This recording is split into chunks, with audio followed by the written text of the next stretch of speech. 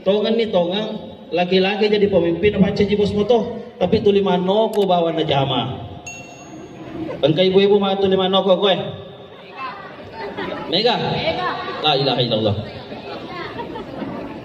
Napi joka kantorona dia pada kena 30 menit letu kantorona wat telepon di mana kok? Aja muruk kerapa kasih bapak camat. Di mana kok? Aja muruk kena kaliwat seluku besiri kak. Malu saya. Di mana kok? Kumako kumakun raya. Makasih ka apa isabar basere. Mage bu, metoki. Ibu-ibu, saya tanya, setuju nggak poligami? Yang keras, setuju poligami?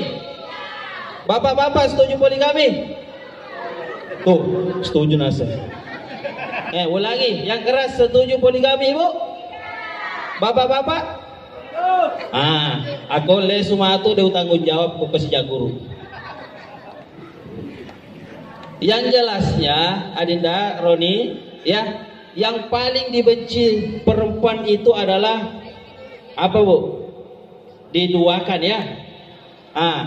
Mau lihat contoh adek, Dinda, Nurhayati. Coba lihat ibu-ibu yang lama saja saya tanya. Ibu-ibu utanaiki, seandainya 4 jam 5 kan iku boleh.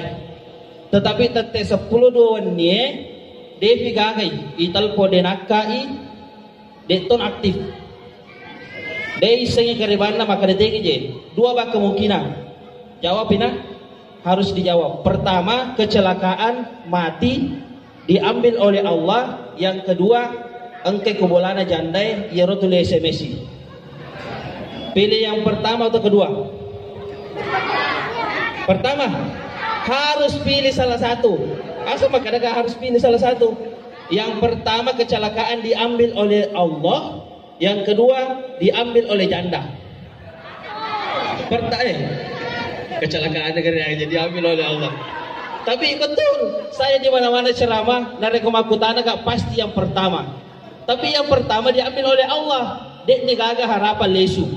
Tapi ko yang le ko janda lesu mah banyak ko ele. Dek kata pilih. Ini metomopi.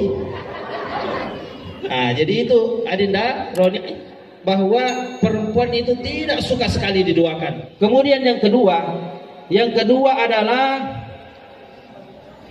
nareko ya Adinda, nanti kalau mau masuk rumah usahakan setiap masuk rumah baca salam. Para ulama kita mengajarkan bagaimana agar supaya rezeki kita lancar, keluarga kita sakinah mawaddah warahmah. Simpel saja. Setiap masuk rumah jangan lupa membaca salam assalamualaikum warahmatullah, kemudian baca surah Al-Ikhlas 3 kali. Saya ulang, setiap masuk rumah baca assalamualaikum walaupun tidak ada orang di dalam rumah. Baca assalamualaikum kemudian baca surah Al-Ikhlas 3 kali. Insya Allah Allah akan memberikan rezeki yang tidak disangka-sangka. Kemudian Allah akan memudahkan rezekinya. Hafal modal ya. Makanya amalkan. Kemudian yang ketiga yang perlu diamalkan, pengantin baru pengantin lama, narek komelo kita makamarae kalau mau masuk kamar baca salam assalamualaikum. Karena di dalam kamar itu ada 2 jin, jin laki-laki dan jin perempuan. Namanya jin dasin dan dasimah. Jin laki-laki dasin, perempuan dasimah. Inilah yang selalu mengganggu rumah tangga orang di dalam kamar. Makanya adekku ya, perlu diketahui bahwa kalau menolak ajakan suami berhubungan akan dilaknat malaikat sampai pagi. Besar dosanya. Besar dosanya. Ya, di sini biasa nggak Bu? Pengantin lama. Biasa nggak itola laketa? Melo ilaketa deceki. Ateki je Bu. Bu. Biasa nggak itola laketa? Hah? Tidak. Alhamdulillah. Aku mata koki. Ya biasa pada beneku, nasabah kebetulan beneku makun terima toh. Maka aku mana sama teku kije kada aku mata aku pasar mau bawang, ling mau aku tuh. Ya jadi begitu ya. Jadi jangan tolak suami. Ya, kecuali kalau bisa memberikan pemahaman, capek dan lain sebagainya, berikan pemahaman yang baik. Kalau suaminya mengerti, insya Allah tidak berdosa. Ini yang kedua. Yang ketiga, ini paperingerang semua kepada siapapun yang ingin berhubungan, dan ini sangat penting. Paperingeranna anda guruta. Kata ulama mengatakan bahwa jangan sampai berhubungan ketika mimpi berhubungan. Maksudnya ketika Anda bermimpi berhubungan dengan siapapun, sama istri atau orang lain, pas bangun Anda ingin berhubungan dengan suami istri, jangan Anda lakukan, karena kata Dr. Dadang Khawarij dalam penelitiannya mengatakan bahwa barang siapa yang berhubungan pada saat itu setelah selesai dia mimpi berhubungan dengan orang atau orang lain, maka anaknya akan mendapatkan penyakit ayan. Yare ke ide oge lah sama menukan, kecuali berwuduk dulu sebelum berhubungan. Berwuduk sebelum berhubungan. Ini yang pertama. Yang kedua, jamaah, biasalah kita melo dobel. Melo ikut si wening. Dan akadi, alhamdulillah. Ko ya bu biasa ketelu.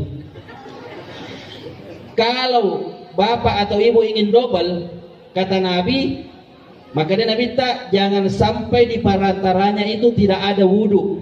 Magai, karena kalau tidak ada wudu di perantaranya itu, maka anak ibu akan kena penyakit lemah. Anak ibu akan kena penyakit prematur. Makanya kata Nabi, ini ada hadisnya. Kata Nabi, kalau ingin double atau ingin berhubungan 2 kali atau 3 kali, kasih perantara, di antaranya berwudu. Ya, ini yang kedua. Kemudian yang ketiga, ini juga penting. Biasa idi burani, ya biasa ko macarepa beneta, biasa si minggu kan? Biasa 10 sona, biasa mafalle ului. Nasabay idi burani 2 luta. Ulu yasa si bawah, ulu yawa. Biasa ko mafadi mani ulu dia lepar ini, ulu yawa mafadi tapi mafadi itu ulu yasa. Jadi jangan sampai berhubungan badan sebelum mandi wajib. Karena kenapa? Ini biasa terjadi. Akhirnya juga leparangi mana? Jadi sana mucamnya sekaligus di matu, jangan. Nah, sebab bisa betul apa kalau sudah bersih tetapi belum mandi wajib, ingin melakukan seperti itu, hal-hal seperti itu. Ini penelitian mengatakan bahwa barang siapa yang berhubungan sebelum mandi wajib, dia anaknya nanti kalau tinggal darah, ya narik mundur darah, beneta, anaknya nanti akan kena penyakit kulit. Ini pelajaran ketiga. Kemudian keempat, ini penting juga, Dinda. Ini Bapak Guruana di Guruta Abu Nawas Bintang di Sengkang. Beliau mengatakan, narekomeloki anak tamatca. Kalau ingin anak Anda cerdas, karena kebetulan beliau membuktikan semua anaknya cerdas-cerdas. Kalau anak kita ingin cerdas, yang pertama dilakukan adalah berikan makanan yang halal. Itu pertama. Yang kedua, jangan berhubungan kalau cuma satu orang saja yang mau. Artinya apa? Harus sama-sama mau. Kalau salah satu yang tidak mau, jangan sampai berhubungan.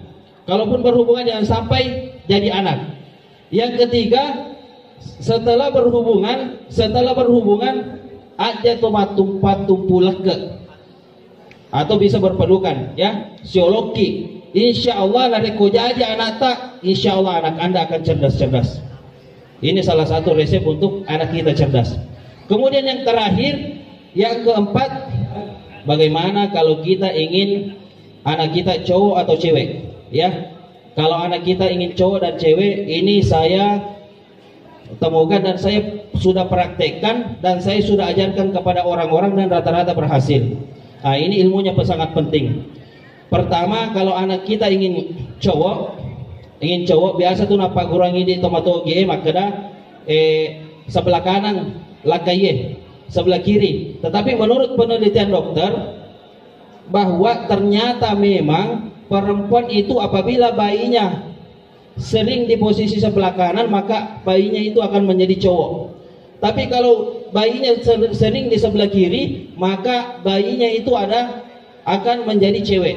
Makanya kita gabungkan antara apa yang diajarkan orang tua, bapak-bapak kalau habis berhubungan dan setelah tinggal di perut bayi itu, mulai dari kecil, kalau ibu mau jadikan laki-laki maka selalulah miring kanan sampai melahirkan, insya Allah cowok.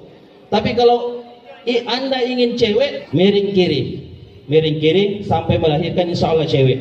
Dan kuncinya pada awal juga. Jadi sebelum dibikin, ya, sebelum berhubungan harus sepakat dulu.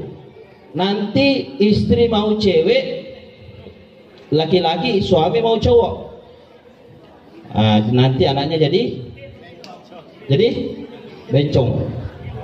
Satu mau laki-laki, satu mau perempuan, jadi anaknya jadi bencong. Harus sepakat. Laki-laki dulu, oke, laki-laki, niat dari awal. Perempuan dulu, perempuan, oke, niat dari awal. Insya Allah anak kita akan menjadi, kita bisa atur cewek atau cowok. Ada juga caranya bagaimana supaya tidak ngidam istri. Bagaimana caranya? Ya, tidak semua ilmu diajarkan. Lebih dan kurangnya mohon dimaafkan. Jadi kita membaca doa sebelum saya tutup. Bapak-bapak dan ibu-ibu, mari kita membaca doa sama-sama. Sebelumnya kita membaca Al-Fatihah. Mudah-mudahan pengantin dan semua kita punya hajat, kedua mempelai, mudah-mudahan sakinah mawaddah warahmah dan cepat mendapatkan keturunan. Ila hadratil Al-Fatihah.